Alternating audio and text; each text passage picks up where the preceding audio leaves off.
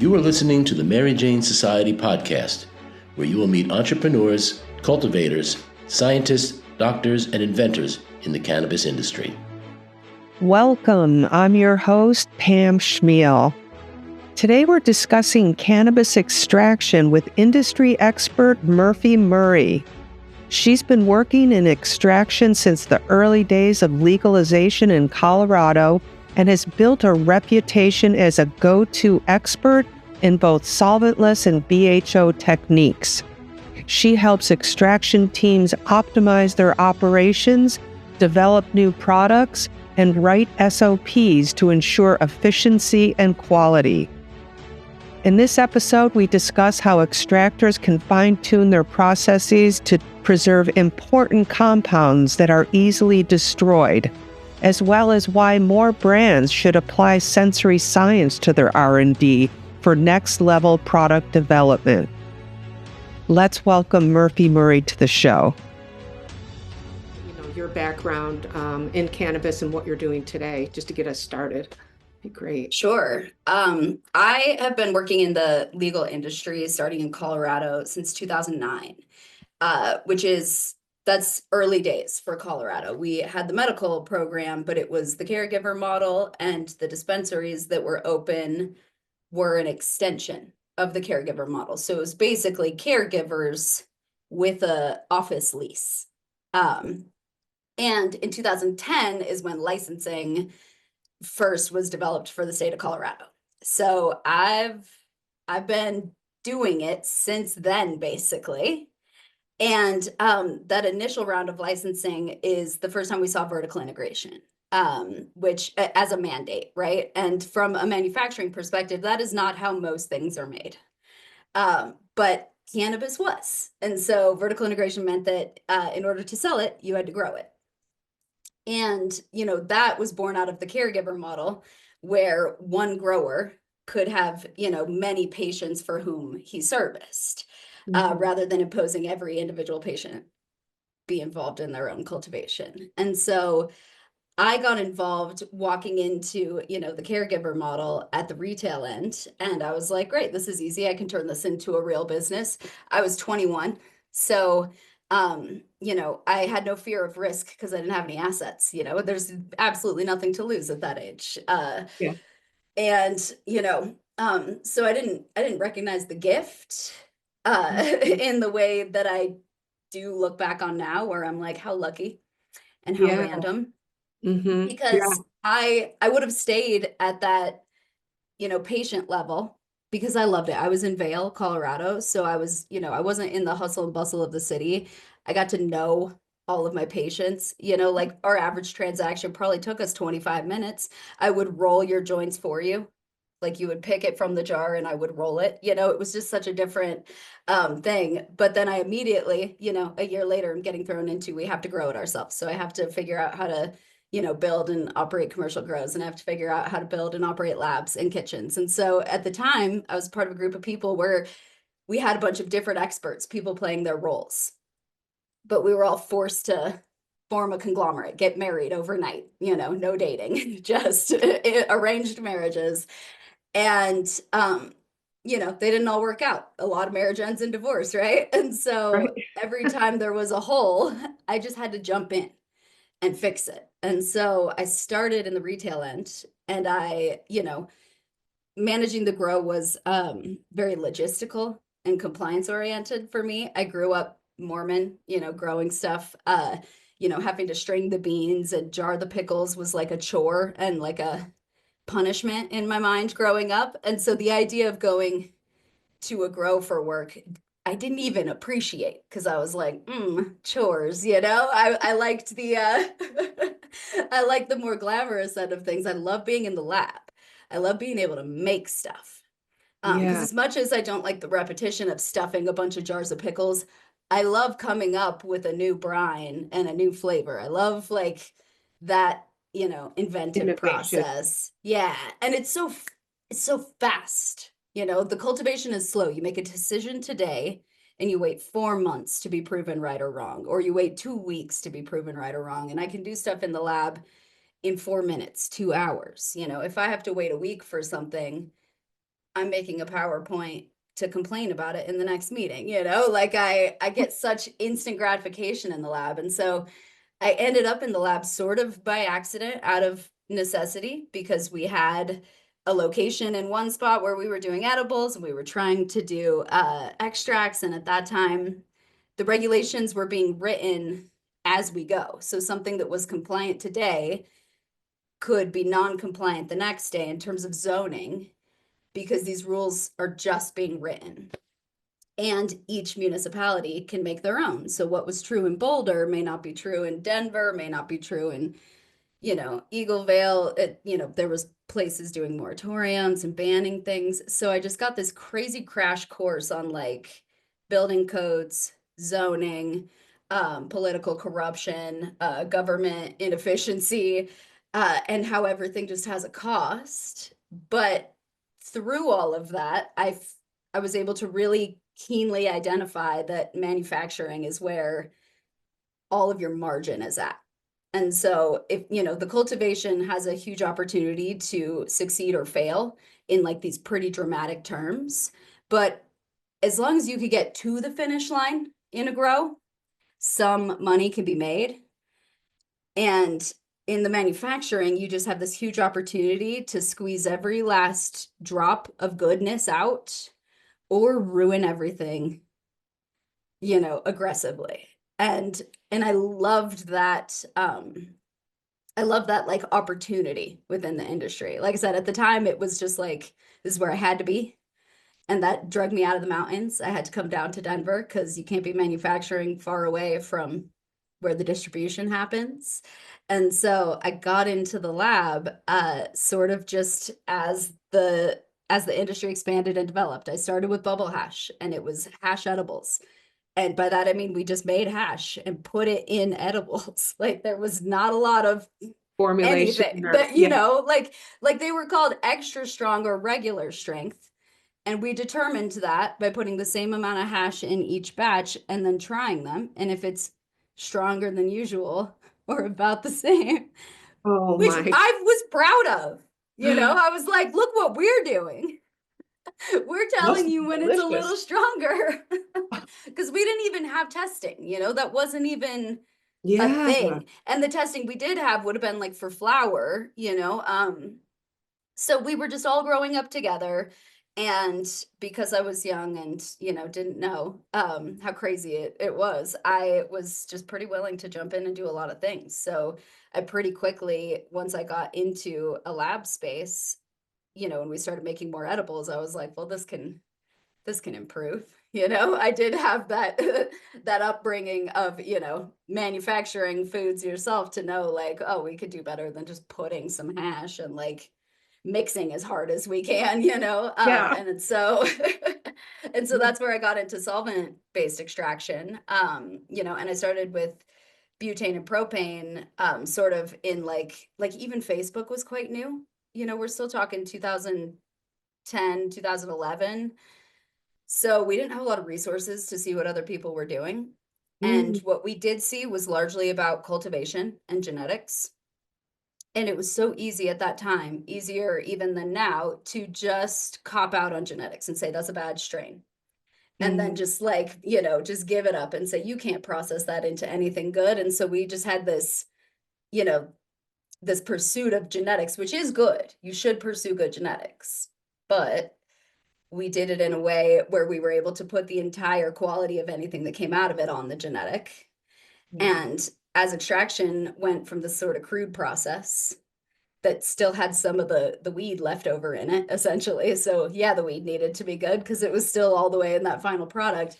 As that got purer and purer and purer, I was able to, like I said, this is where the margin is, take advantage of getting what's good out of material that isn't as good, which was really important in Colorado because we were running out of material all of the time. By the time recreational was passed, you know, there was just, you couldn't grow enough, you couldn't get enough, and the price was really high.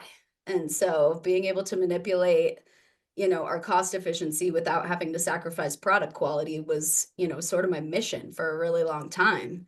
And so from there, I just got really into the butane and propane extraction. like I said, rules and regulations change all the time. So the extractor I built myself out of parts became non-compliant overnight, and I had to go buy extractors from other people. That's how I met Extraction Tech. I had been buying pumps from them, and I started buying their equipment and ended up working with them, doing a whole bunch of training. And so I, did the operator training for everyone who bought their systems for the next couple of years once that was being mandated, which was a really cool experience that I think most people won't ever get again, because I got to be there, in the room talking to people who are experts in their craft, that are the most experienced person in their business at the job they're doing. And they're coming in saying everything I was doing before, I'm not allowed to do anymore. They have to start over. And I had to work back, how to achieve what they were achieving before with equipment that's completely different, which was just, certainly a lesson I couldn't have, gone to school for, because it was nothing but trial and error, but through so many different people's eyes. And I got to see so many different labs. And, that led me into consulting, where I just got to do that fun part of the problem solving every day for everyone else. Because again, I love to come up with the pickle plan.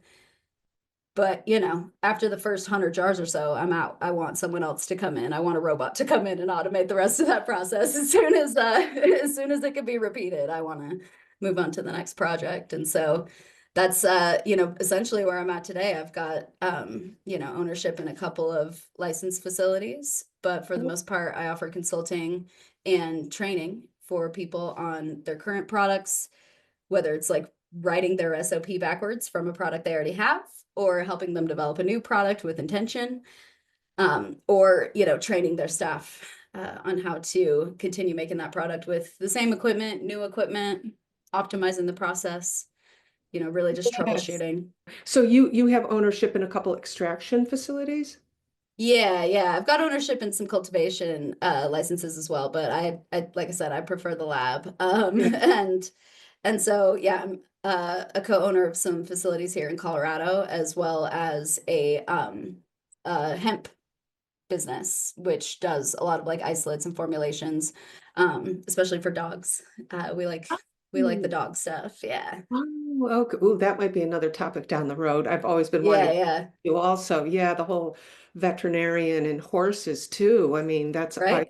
I heard that's like a whole nother area that people have had success Yeah. I looking mean, at. we have all the same problems for product formulation for pets as we do for humans, but then they're exacerbated by the fact that at least humans can tell us when it tastes bad, when it smells Yeah, bad, when it gives them a stomach ache. They can yeah. communicate their discomfort in a way that the animals can't always. And so, your ability to be really specifically effective is so nuanced from, Yeah.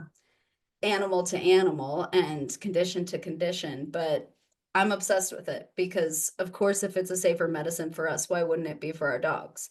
And Mm, if you think the pharmaceuticals that get, you know, passed and approved for humans are reckless, you don't want to know, the compromises that they make for pets, because, it's right. that efficacy equation. Like, yes, it will destroy their liver, but if they only live 10 years and we give them 2 years, then, the math Mhm, adds up. mhm. And so the Yeah. quality of life angle, oh, it's just so important. And, I Yeah. can't wait Especially for the since, science to back up the vets, because right, right. they I are up know there's against the not a same lot being scrutiny. done in that area, I think. And also animals, I don't want to get off the subject, but animals are so prone, dogs are so prone to anxiety and cancer. And those Of are two course. things that are, I mean, cancer, we're still learning, but I just feel like Right. on the road there will be some, cannabis-based medicine for that. So let's hope for that. But going on Yeah. to extraction, I know that BHO is your preferred extraction, right? From what I've heard you say in the past. And I guess if you could just talk to us why you think that is, and is it because of efficiency of scale instead of doing, cold water hash or, solventless process? Is that just the best alternative? That's Right. what I think of BHO, but Yeah. why is I that would the best say kind? it always comes back to like, what's your goal? What are you trying to accomplish, for starters? And, part of that question requires you to honestly evaluate your input material. Mm, And the quality of the input material, of course, matters, right? The better it is, the better everything else, of course. However, it just always isn't gonna be great material. I yeah. wish that were true. But I know how hard it is to run a large scale cultivation and put out high quality material. Having tried and finding that process annoyingly difficult, I have sympathy and compassion for the growers. I still want to have my high standards, but the larger you scale up, the harder it is to maintain that level of quality. And so, if you have high quality, you can look at your processing from, rudimentary, minimal handling and do something like solventless. And the better your material is, the better those results will be. And then the rest of your yield you can look at as a byproduct. But if the quality of the input material isn't top tier, then, to give up so much of your product stream as a byproduct, and to waste is just not feasible. The way we can afford to grow better weed next time is often by making sure we monetize. And I always say, no cannabinoids left behind. You might not get the aromas and the flavors, you might not get the nutritional diversity of flavonoids, and anthocyanins. You may have to skip certain categories, but you don't have to skip the cannabinoids. That's the one thing cannabis can provide that the other products and ingredients you can buy can't. It is a little silly to buy cocoa butter when you are, winterizing waxes and fats out of cannabis that could be used the way you use cocoa butter. But because cocoa butter is an option, it's okay to sacrifice those waxes for these. But with cannabinoids, you don't have another outlet.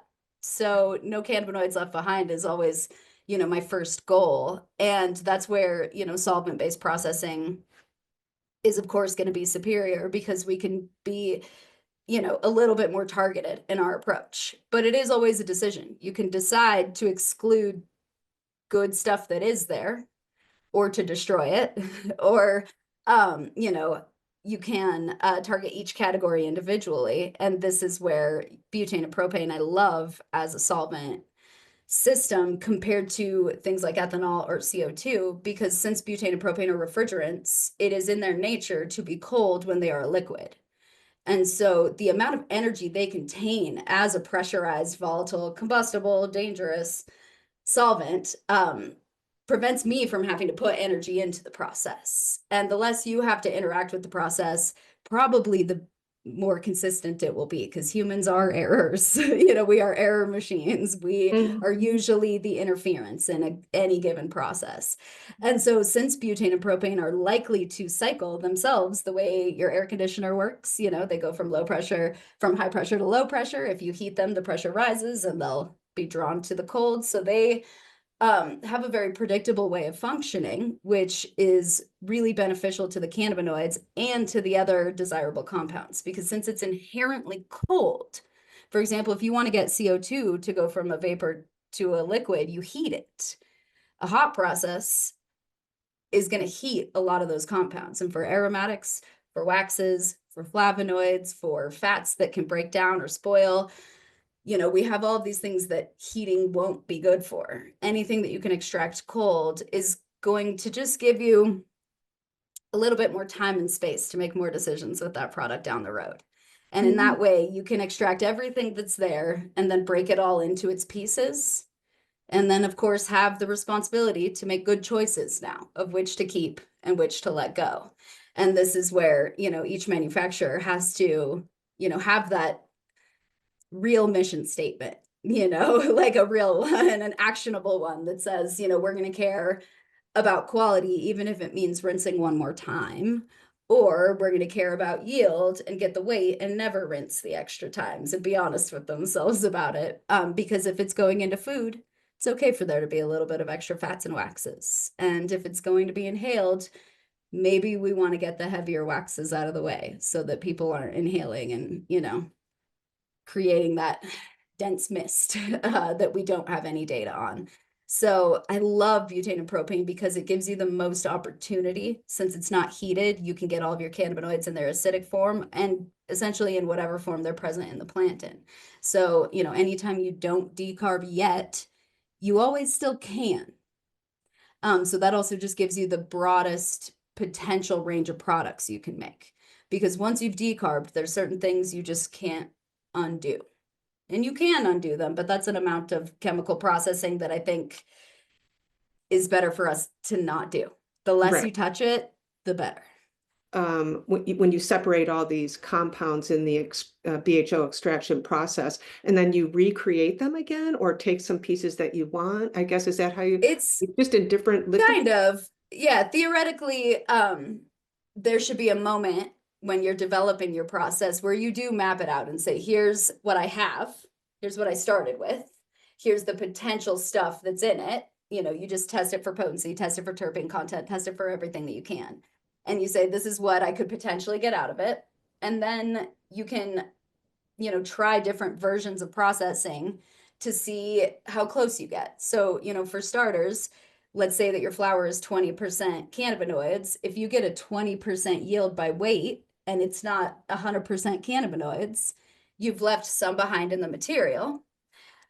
Or let's say you get a 30% yield on that 20% input material. Now you have more weight. So what is the other 10%? Is it the 2% terpenes, or is there still some terpenes on the material left over? Is it mostly fats? Is it water that you've squeezed out of it? Is that extra weight solvent that we now need to remove? And so you can operate your system, depending on the system, at different temperatures and at different pressures to control what you're dissolving and capturing. You can also implement different filtration mechanisms. So some of that might be by particle size, like Solventless is all about particle size, and we're just capturing, you know, what holds back on the filter. This would be the opposite. We're capturing what goes through the filter.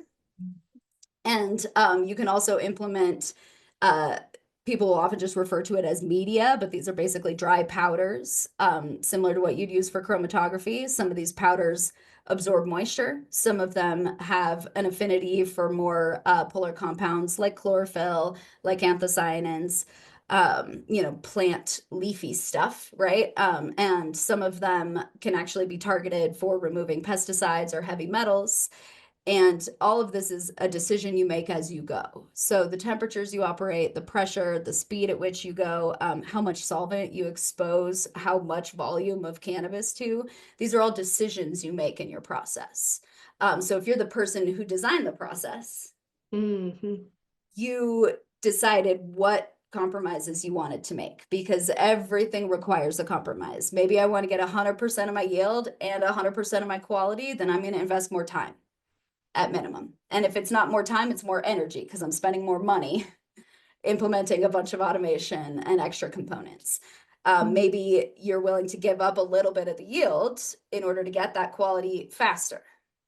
Maybe you're willing to give up a little bit of the quality in order to get the yield and go faster. At each, you know, like that quality triangle, right? You have to decide which one do you want to bend on.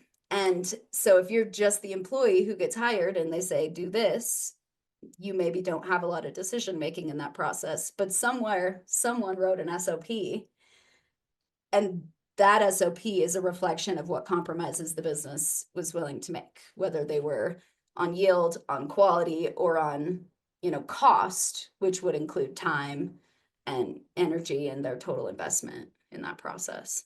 So let's talk about sensory science, which not many people are talking about, but you hear about it here and there. And how can it be used in the extraction process to maybe manipulate, you know, the plant for a better end product? Like what Yeah, would I it, you think could just talk to us about that, and how does that even work into the R&D? It's what, like how does it all work sure. into this? Yeah.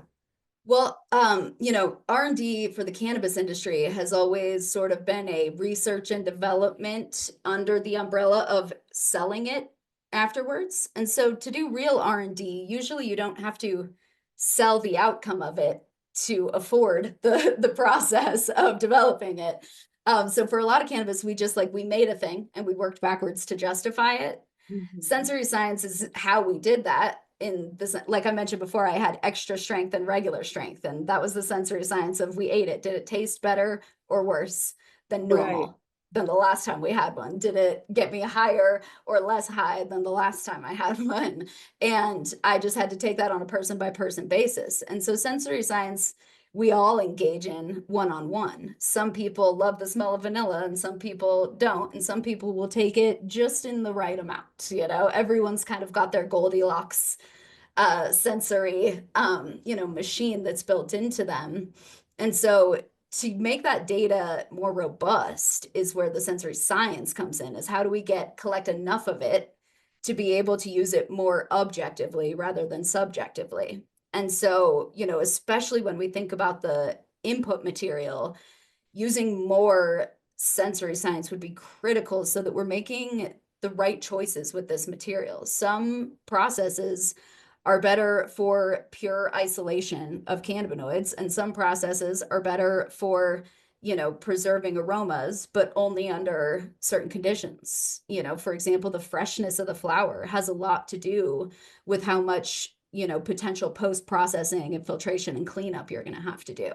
And so sometimes if we just compromise to make sure that we were always processing faster and maybe storing and batching things up to do further post-processing in the future so that we don't leave it as old flower all the time, would be really valuable. When I look at like the total yeast and mold type of issues that people are having in the industry, a lot of that is just that we didn't build to store. We thought we'd sell it faster. We thought we'd package it faster. We thought we'd move it faster. We thought we'd get the test back faster. We didn't build the storage infrastructure. And so, we created a problem that we didn't used to have.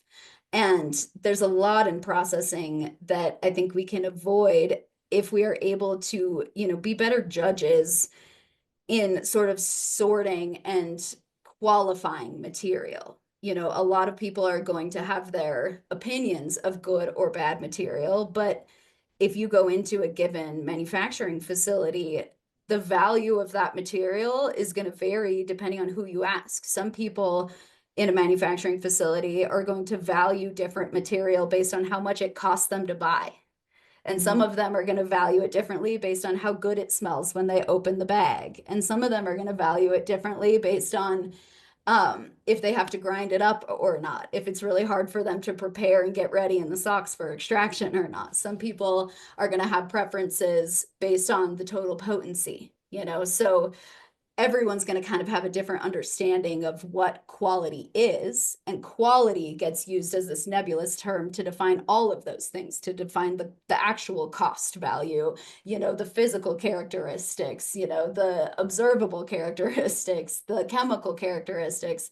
And so for quality to be more actionable, this is where sensory science needs to take up its own little chunk of that, so that your cost control can be a part of your quality analysis, but doesn't show up on the same, spreadsheet as the one where we're saying, what was our total potential aromatic content? What was, the total potential flavor profile that was, capable of being preserved? And did we preserve it? A lot of times we can't even test for these compounds until we are already at the final product stage. So we don't know how we did. I could get a 1% yield on flavonoids and feel great about it, but what if there was 5%? Yes. Then that's terrible news, Right. I was just reading a paper by Abstracts, a white paper that was saying that the flavorants usually get burned out or are lost, that they don't end up in the end product. But what if we could keep them? They're Right. responsible for aromatics and could add so much, to the end Absolutely. product. So And what's great is the answers to those kinds of questions do benefit all those same people that I mentioned. The person who cares about, the cost of the material and the yield they're going to get, wants to know that there's 5% extra yield of another byproduct that we've been leaving out. And maybe that 5% doesn't go into your vape cartridges, but it goes into your gummies. And your marketing department would love to be able to flex a COA for flavonoids. That would be great. But if you leave it behind in the material and you throw it away, or if you extract it all and then you invest time in filtering it out and then throw it away, like you get all these opportunities to stop and test as you go. And a lot of times we get hung up on the compliance angle. And so we look at observable physical characteristics like what is our potency? And are we getting closer to the color we were expecting? Are we getting closer to the price point we were expecting, to the cost per gram that we were expecting? If we don't bring, the sensory data in, it wouldn't, a lot of people will look at the cost of running, these colder processes or a slower process or gentler process. And they'll say, well, I can't, get the flour for cheap enough. They get hung up on one angle versus another. And they aren't able to actually break it down and say, okay, well, yes, this material costs more, but it yields more and then sells for a higher price point. So it actually is more. Yeah. And if you can't go piece by piece, you'll miss that very easily. Right. And so I think that's where the sensory, other industries will do that with their grading and their quality. And we have just not really standardized that. A lot of times it's very hard to even figure out the actual harvest date for the material unless you're clicking backwards in metric and, you have that seed to sale system in place. And so you don't even know how fresh it is. So what would that take then? Is it more equipment? I mean, it's analyzing obviously, but we'd have to analyze when the plant, before it goes to the extraction process or maybe after the curing process, once you brought some other, elements. A lot of it is just a little bit more transparency in the batch tracking, because a lot of what we look for in batch tracking, again, just comes from a regulatory compliance angle. So it's all about how many grams did I have and how much THC was in it. If we step backwards and said, what was the aromatic content the day that it went into the storage facility and what was it when it came out, that facility would then be able to be held accountable for their storage temperatures, because you could see when and where they lost it. And so some of that is just, that's an analytical test where we can send out for, and we can say, here's where we started, here's where we ended. Most people only test at the end. If you don't know where you started, you can't track it. And so what you want is the at the start and at the end. And then now you can bring in the subjective, personal experience to say, here's one where we lost it. Here's one where we kept it. So identical numbers and a change in the numbers. And then we can get the personal feedback of how important is it? How far can we go away from perfect numbers? How much can we compromise wherever we need to in cost, in AC, in handling? Do we need to put everything in glass, or can we get away with totes, or can we do a Mylar bag? And you do that through that R&D process, but you've got to add numbers to the subjective experience. Right. And that way, it's not really about judging with the numbers, it's about sorting.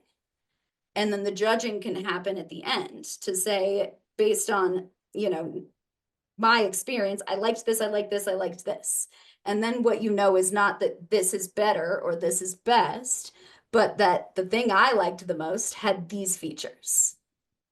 And so, it comes back to like, do you like blondes or brunettes? There isn't a better or a best, but there are many kinds of blonde and many kinds of brunette. And so if you know why you like a blonde or why you like a brunette, it's going to be easier for you to find the type you're looking for. The same is true with anything else that you can have a subjective opinion on. What you want to do is make your subjective opinion fully subjectively. That's like your blind, Pepsi challenge, right? Mm-hmm. But then you do need numbers behind that. If you do a blind Pepsi challenge, but you don't know which one was Coke or Pepsi, what was that? That was a regular cannabis sale. That's what we do. You try one, you see if you liked it, and then you can never try that same one again. And so it's useless. But what you need is to be able to have some numbers behind it to say, I don't know if it's because I don't like the sulfurs or the thiols, or if it's because I do love some of the fruitier, esters and other flavors, you don't really have to explain why. You can know what you like, and then you can know the features of it that help you track it down next time. And so it's kind of like knowing the weather. Some people find out the weather and they put on a jacket, and some people say, I can still get away with shorts today. You can all still be different, but at least we have a number that we're all sharing that you can interpret in a way that affects you, and so it gives you just a little bit more control over what you're going to do in response to, something we can now quantify and repeat. So it would obviously add more cost to the extractor to test this, or maybe the cultivator. Right. I'm asking for doubling the tests voluntarily. Yeah, you're asking for doubling the tests. The thing is, the expensive tests are the regulatory tests. So when the final product goes out to a third-party lab, they're going to be very careful, and they're going to do a lot of redundant testing, and they're going to charge more for that test. So a lot of people get it in their mind that, like, if it costs me $85 to get one heavy metal test on one sample, then why would I want to do that 2 more times in my process? And I would say because then you can see that the brass fittings you're using are leaching, and now we know, and you can stop causing the problem downstream. But, for everyone else, it's like, I don't want to test 3 times forever. Some of this you can test once or twice, find that you can repeat it, and then you don't ever have to do it again. But for the stuff you have to do all the time, like potency and like aromatic testing, it doesn't cost $80 to do it in-house. You'd have to buy equipment. A lot of times you can lease equipment, and you'd have to pay staff to run that equipment. But that is no different in terms of cost or investment than when you spend $100,000 on a vape filling machine, when you spend, a $500,000 on an extraction machine, and then you hired staff to run it and operate it. When you bring the analytics in-house, you will save money over time, especially because you will get better at your process. If you have to send out a test and it takes a week to get the potency results back to find out how much residual potency is left in your material, it's important to know you should still do that, but you probably have to throw that weed away and move on. You probably have more extracting to do. Whereas if I can go into the next room, submit a sample, and within 4 hours get that data back, I can literally go and extract the rest of it if I need to. I can, So that analysis, like if you're the extractor receiving this and what you're starting with, like you said, like, what you're starting with at that point, and how you can, you can manipulate it in the extraction process to enhance things that you may not have thought, the percentage of certain terpenes or flavorants or whatever. Right. That's the idea. Exactly. And there's a lot of ways to achieve it. So sometimes it's just pulling a sample very often and you send it off to test. So for example, you would do that like in a craft brewery or a winery, a distillation, for alcohol, where you have all these processes going and they can keep going or they can be stopped. And you pull a sample out, fill up a little vial, and you go check it. And you say, our sugar's here, our bricks is there, whatever. And then you decide what to do next. You can also, and this is more common in, for example, like dairy manufacturing, you can also have in-process sensors.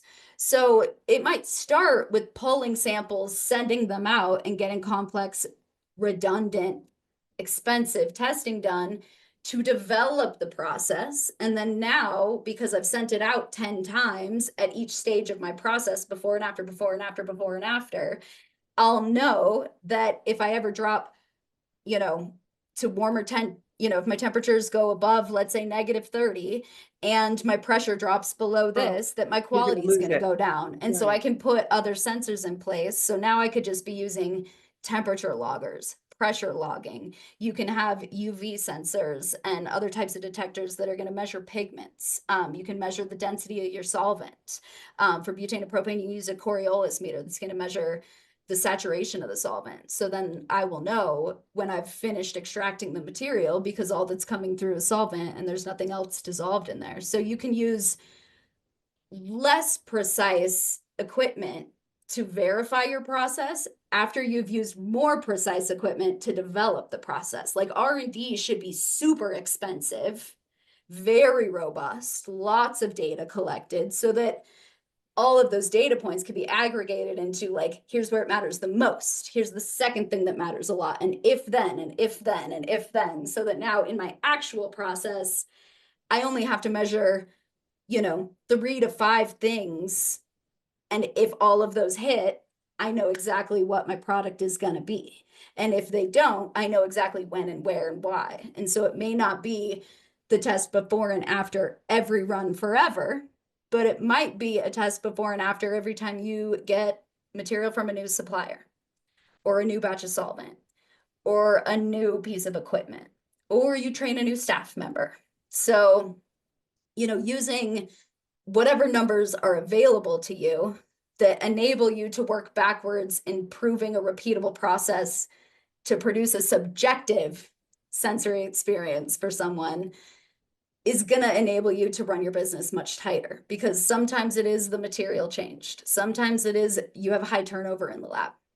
And so every time someone's learning, as they learn, they're going to get better or worse at different stages of the process. Sometimes you can automate those stages where people have too much interaction out of the process to prevent that. But all of that comes from kind of collecting too much data up front, because if you find out at the end that all of these vape carts have pesticides in them, it's going to be much harder for you to go back and say, well, it's because this one time we mixed this one jar, it had the pesticides and it contaminated everything. If you didn't test every step, it's expensive to go back. And so, you bear the cost up front or later. Yeah, you need it. You need these steps along the way. Do you think that, like, to take us to the next level of product development in this area, that the extractors need, standards or a lexicon of The lexicon of terminology is huge, right? So, we've been saying things like terpenes for a long time as if it explained the flavor, and it didn't, because nobody likes the smell of like just myrcene by itself. That's not what anyone recognizes as cannabis. It's part, but it's not all of it. And, then we throw out things like full spectrum, broad spectrum, whole plant, and they're just kind of meaningless. They don't quite define anything.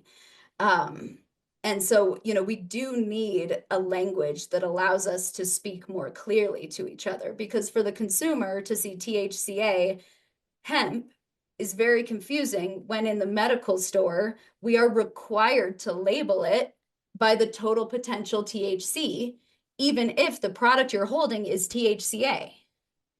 Because the health and safety in the medical store is how much THC could you get? And in the hemp market, it's how much THC did we not get? Mm-hmm. And that is all a regulatory influence. Nobody wanted to communicate it that way. We are required to within like the market that we're given. And so what we have is this disjointed lexicon where the people in the medical world want to call it a different thing, and the people in the adult use world want to call it a different thing, and in the hemp world, they're going to call it a different thing. If we could use the same terms that mean the same things in as many observable and, sensory experiential characteristics as possible, that would be better for consumers. And then when consumers have the language to be able to ask us for what they actually want, we'd be able to modify our processes. Unfortunately, the regulation has gone the other way. It's come down, from regulation onto us and then to the consumer. And so that is a little bit backward. And because it's been so disjointed, state by state, municipality by municipality, and again, with hemp, it's like Colorado, you can have CBD from hemp, but not the THCA from hemp, but it's the same businesses and they're just shipping it out and there's no, right. It's very messy. So how could anyone be expected to know what's going on? But the standardization of how the processes are performed and how the testing is done, all of that, sort of happens on the sidelines. There's a lot of industry organizations and associations, and that's exactly what they do. I'm on a couple of work groups for the D37 group with ASTM, where we're just writing standards for cannabis. Mhm. And so when people reference things like these standards, some of the companies who write standards are pay-to-play organizations. Some of them are volunteer organizations. Some of them are a combination of both. But we're not the government. So what we are is people who say, I think it's important for you to clean your equipment in between batches. And I think that this is the amount of cleaning that's important to do. And everyone in the commercial food realm has a 3-compartment sink and their quaternary, sanitizers, and they have a standard. And so NSF is like one of those organizations. They come up with what they think food standards should be for surfaces and whatever, and you can comply with that or not. And maybe a regulatory body like the government could require you to comply with that standard, but a lot of these are just volunteer based. And so the issue with them being industry organizations is that we are bringing up the things that are important to us. And we have different perspectives than consumers, and consumers need to get in on it. I want a consumer on every one of those ASTM panels, because if you don't know anything about this process and you can read and understand that standard, that's a good standard. Yeah, I guess, we just got to keep on trucking, and it's evolving, and we have so many different experts in different fields between the scientists and the extractors and the cultivators, everybody working together to try to, do the best. So, I just I just feel like what we talked about today, is the next level of pushing the envelope into the next Yeah. better And product base. people as consumers have more access to the manufacturers of their products than ever before. Yes. It is easier than it has ever been in history to reach out and get some information. So, if the labeling that you're seeing doesn't make sense, complain to your government. And, email the brands, but email your, local representatives, because everybody made a choice somewhere that contributed to the product you're holding. And so you can reach out to those people. Sometimes they're not going to change it for you, but this is where knowing your source can come into play, because sometimes it matters. Sometimes you can ask for an explanation and it'll, lead to a change that is relevant. Thank you, Murphy. That was fantastic.